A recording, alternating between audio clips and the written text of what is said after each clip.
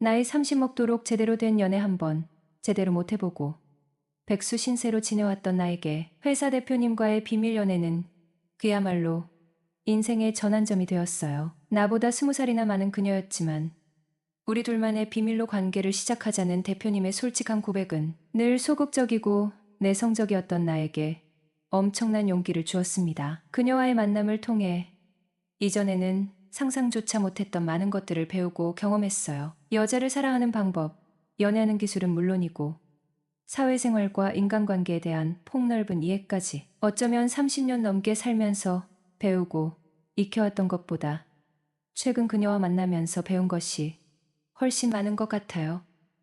어릴 적 저는 흔히들 말하는 착하고 순한 아이였습니다. 중학교 때까지는 공부도 곧잘 해서 칭찬을 많이 받았고 부모님을 비롯한 어른들, 선생님, 심지어 친구들, 부모님까지 저를 좋게 봐주셨어요. 그야말로 순한 모범생이었죠. 작은 학급이었지만 전교 1, 2등을 다투었고 그때의 성적이 마치 제 인생의 가장 큰 업적처럼 느껴지곤 했으니깐요. 돌이켜보면 그 모든 게 제 생각이었는지 아니면 주변 사람들의 기대였는지조차 헷갈립니다. 저는 남들의 평가와 시선에만 갇혀 살았던 것 같아요. 남들이 하는 생각이 곧 제 생각인 듯 유행을 좇고 다른 사람의 명언을 따라 하며 그것이 곧 나라고 착각하며 살아왔습니다. 고등학교에 들어가서는 잠시 방황하며 성적이 크게 떨어졌어요. 새로운 환경에 제대로 적응하지 못하고 우울감을 느꼈거든요. 초등학교 5학년 때 사춘기를 겪었다고 생각했는데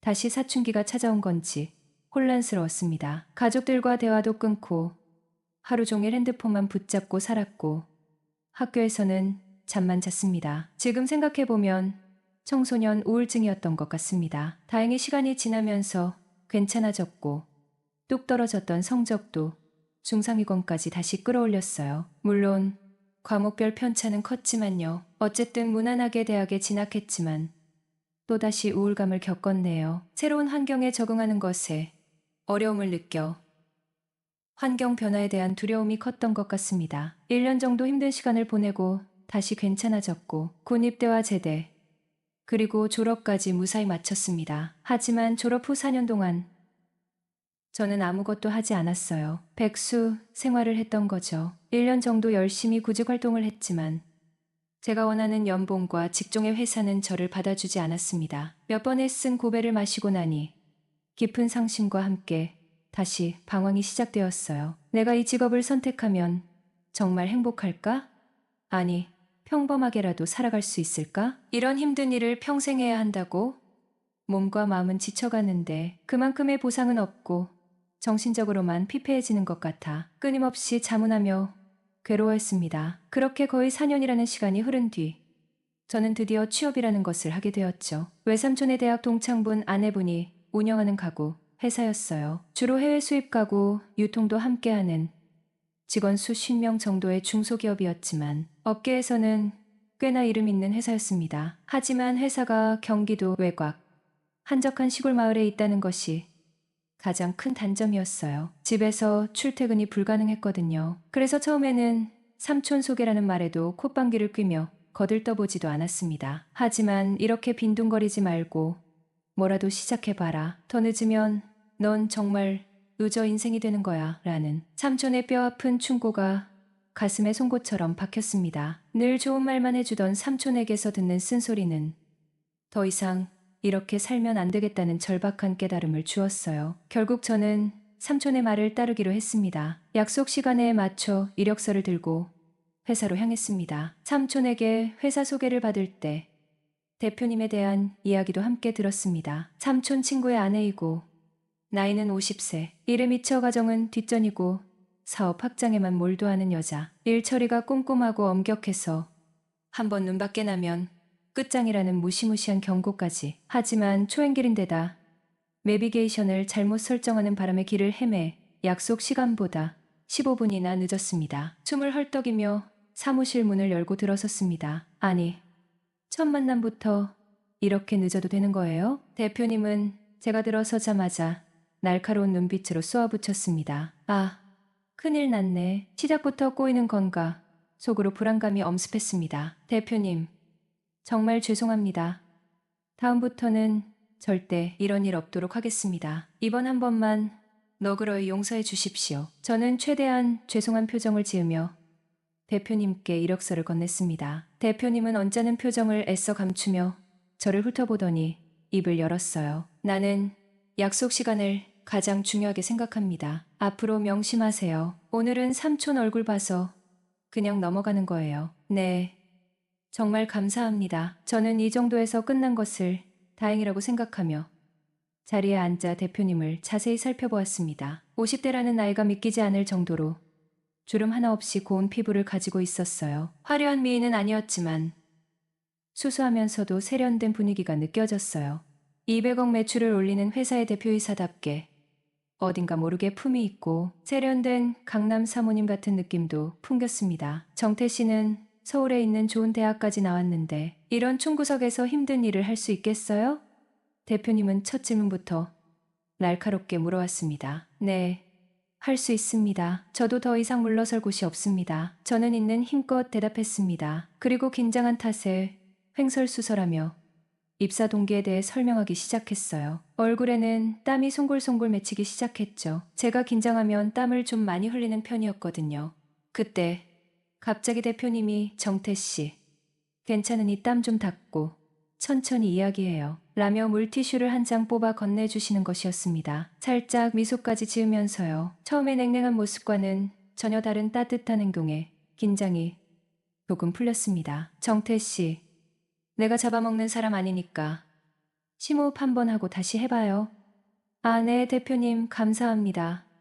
저는 감사 인사를 하며 다시 입을 열려는 순간 대표님이 재미있다는 듯 제 얼굴을 빤히 쳐다보고 있었습니다. 대표님 혹시 제가 뭐 실수라도 됐어요. 뻔한 이야기.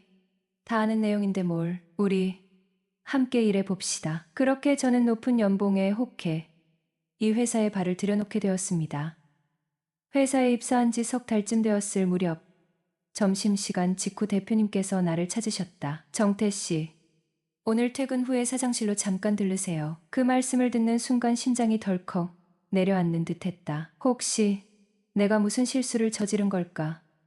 혹시 일자리를 잃게 되는 건 아닐까? 온갖 불길한 상상들이 머릿속을 어지럽혔다. 오후 내내 불안감에 휩싸여 도무지 일에 집중할 수가 없었다. 드디어 퇴근 시간. 다른 직원들은 하나둘씩 퇴근했지만 나는 무거운 발걸음을 억지로 옮겨 대표님 방으로 향했다. 대표님은 책상에 앉아 컴퓨터를 보고 계셨다. 내가 들어서자 환하게 웃으시며 사무실 한쪽에 놓인 소파를 가리키셨다. 앉아요. 정태 씨, 도대체 무슨 일로 나를 부르신 걸까? 긴장감과 궁금증이 뒤섞여 심장이 쿵쾅거렸다. 대표님은 내 앞에 마주 앉으시더니 요즘 회사 일은 좀 어때요? 하며 조심스럽게 입을 여셨다. 나는 애써 긴장을 감추며 일은 별로 힘들지 않습니다. 선배님들도 잘 챙겨주시고 재미있게 일하고 있습니다. 라고 대답했다. 대표님은 내가 회사에 잘 적응하고 있는지 궁금해서 편하게 이야기 나누고 싶어 불렀다고 하셨다. 해고 통보가 아니라는 사실에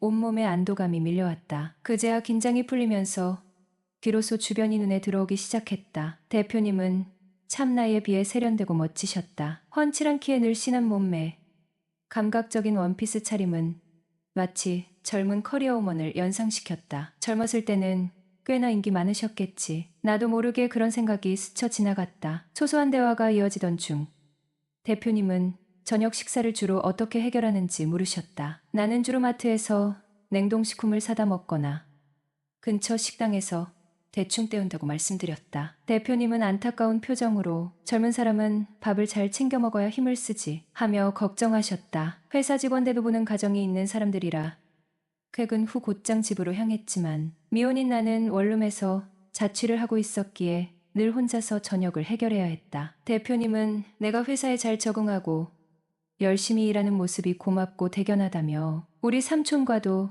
아주 친한 사이시라고 말씀하셨어요. 그래서 나를 좀 챙겨주고 싶었는데 다른 직원들 눈치도 보이고 괜히 낙하산 소문이라도 나면 나에게도 좋을 게 없을 것 같아 그동안 지켜봐 왔다고 하셨다. 그러시면서 뜻밖에도 오늘 저녁을 대표님 댁에서 함께하면 어떻겠냐고 제안하셨어요. 그동안 회사 일이 너무 바빠 나에게 전혀 신경을 쓰지 못해 미안하다는 말씀도 덧붙이시면서 정태 씨, 혹시 오늘 저녁 시간 괜찮아요? 네, 대표님.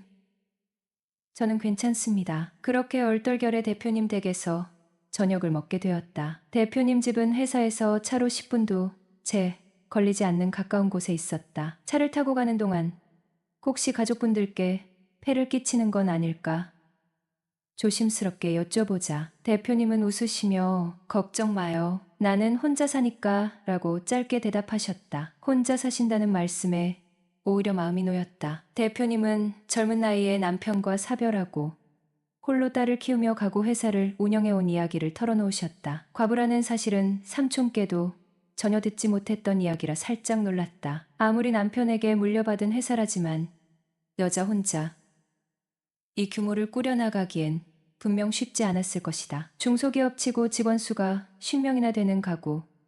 회사는 결코 작지 않았으니까. 그리고 딸은 미국으로 유학을 갔다가 결혼해서 그곳에서 살고 있다고 하셨다. 갑자기 집안 이야기를 꺼내시는 것을 보니 왜 나에게 저녁 식사를 제안하셨는지 조금은 이해가 되는 듯했다. 대표님 역시 매일 저녁을 혼자 드셨던 것이다. 시아버지로부터 물려받은 사업을 혹시나 자신의 손으로 망치지는 않을까. 여자는 사업을 모른다는 편견에 맞서 싸운 지난 날들. 하지만 대표님은 이미 업계에서 손꼽히는 성공한 여성 CEO로 유명하셨다. 청산과부로 홀로 아이를 키우면서 사업에 뛰어든 지 15년 만에 회사를 탄탄한 반석 위에 올려놓으셨기 때문이었다. 나 역시 오랜 백수 생활에 여자친구와도 헤어지고 힘든 시간을 보냈던 이야기를 대표님께 털어놓았다. 그렇게 서로의 진솔한 이야기를 나누다 보니 대표님이 한결 편안하고 친근하게 느껴졌다. 정태 씨,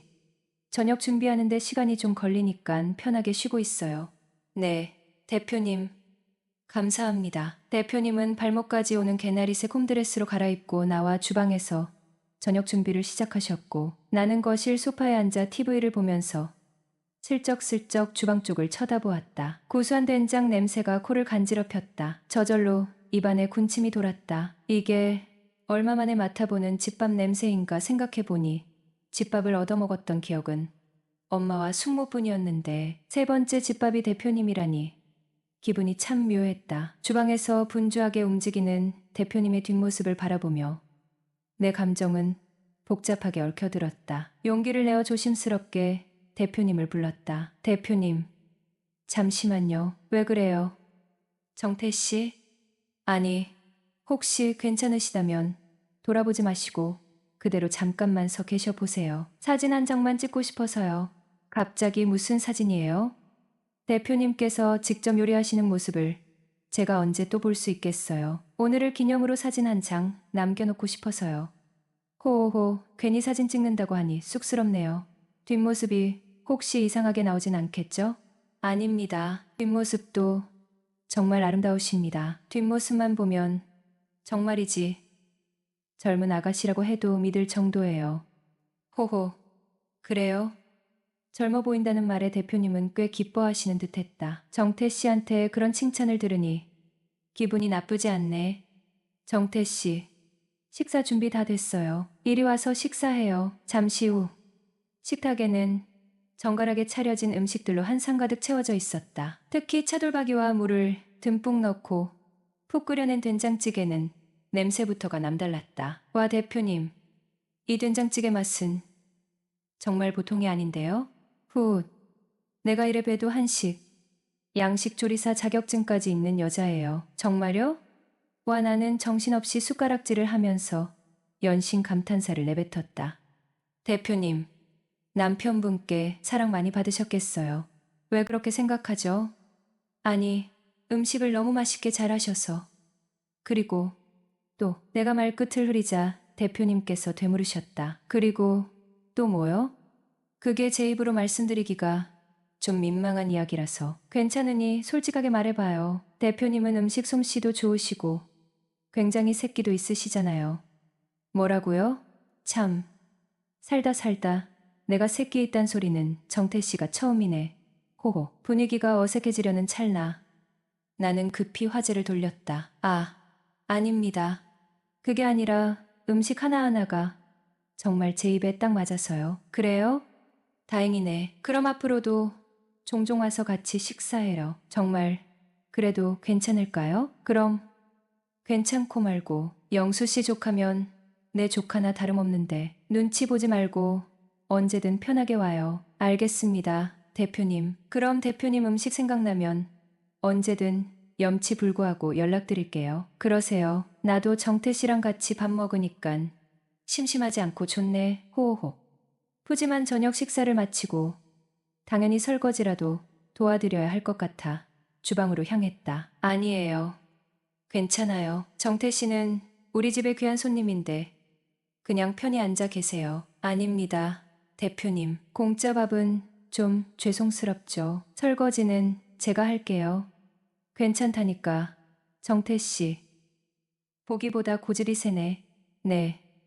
제가 어릴 때부터 황소고집으로 꽤 유명했습니다. 대표님, 그럼 저 혼자 말고 같이 하시는 건 어떠세요? 그럼 그럴까?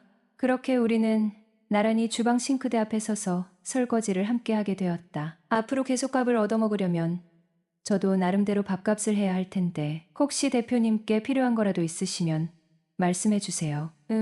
나야 딱히 필요한 건 없는데 하긴 대표님처럼 성공하신 분이 부족한 게 있으실 리가 없죠. 아, 참. 그러고 보니 딱 하나 있긴 하네. 뭔데요?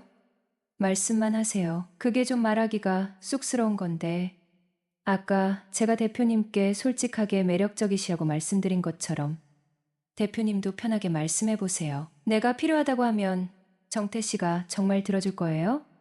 대표님께서 원하신다면 죽는 신용이라도 해야 하지 않겠습니까?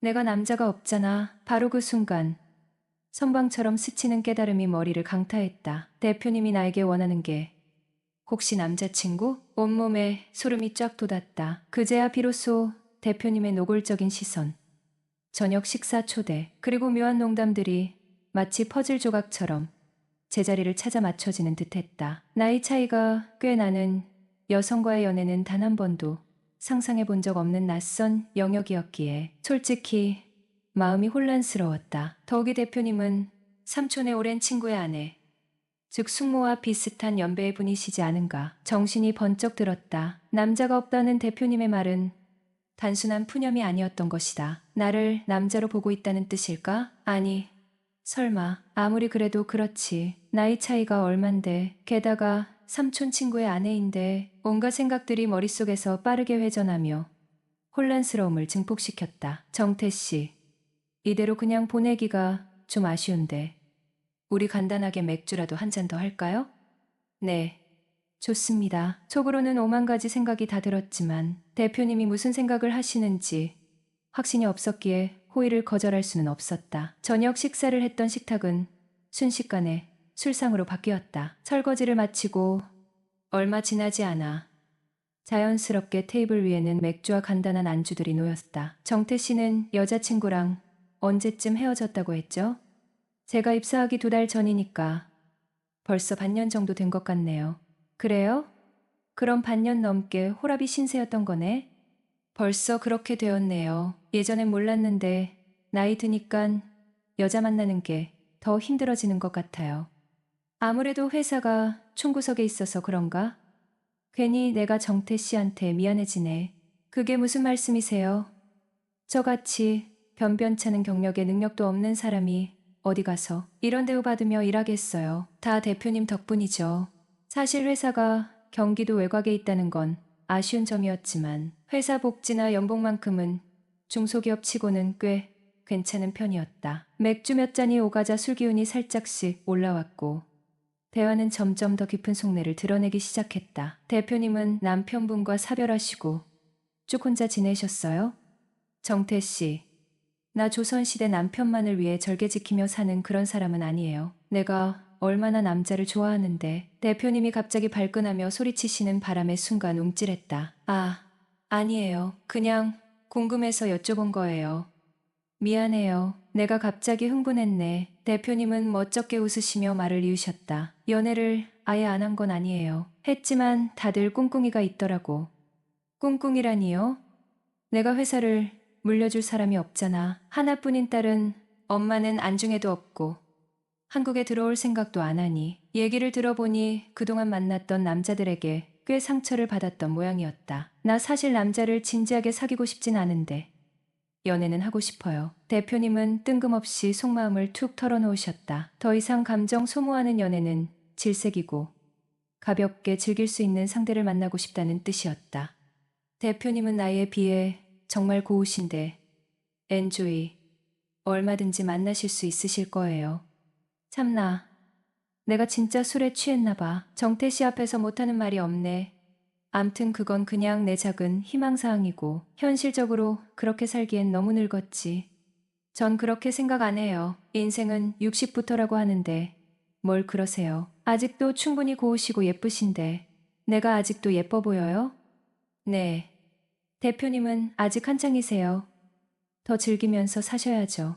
후. 대표님은 깊은 한숨을 내쉬더니 장난기 섞인 말투로 말했다. 그럼 정태 씨가 좋은 사람 하나 소개시켜 줘 봐요. 그러면 내가 아주 신나게 즐기면서 살게. 호호호. 나는 순간적인 충동에 휩싸여 엉뚱한 말을 내뱉고 말았다. 그럼 저희 둘이 엔조이 할까요? 호호호. 정태 씨 농담도 참.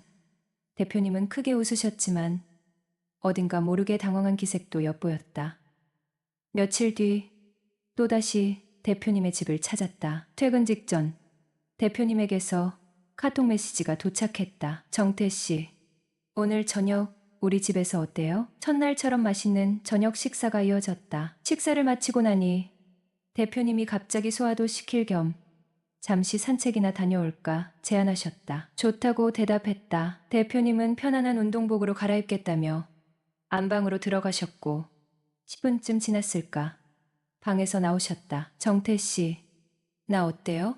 대표님은 빙그르르 한 바퀴를 돌며 물었다. 순간 나는 숨이 턱 막혀 뒤로 넘어갈 뻔했다. 대표님이 입고 나오신 운동복은 놀랍도록 몸에 착 달라붙는 레깅스였던 것이다.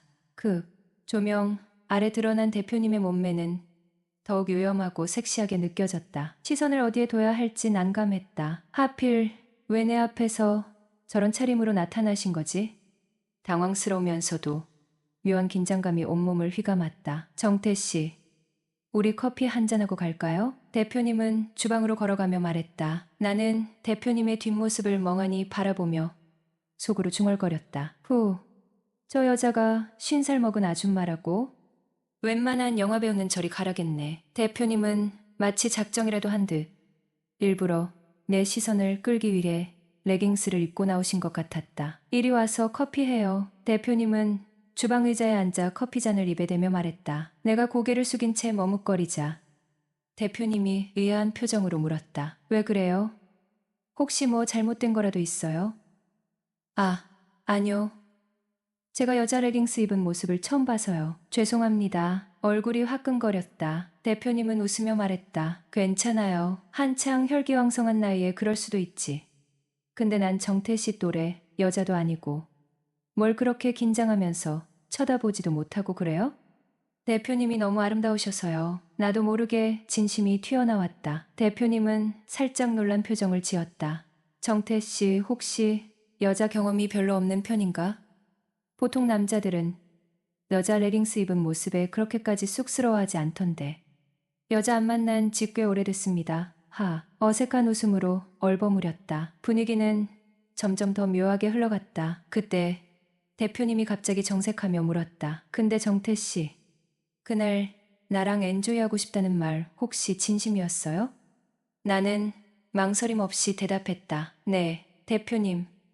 대표님만 원하신다면 언제든지요. 그렇게 우리는 비밀스러운 관계를 시작하게 되었어요.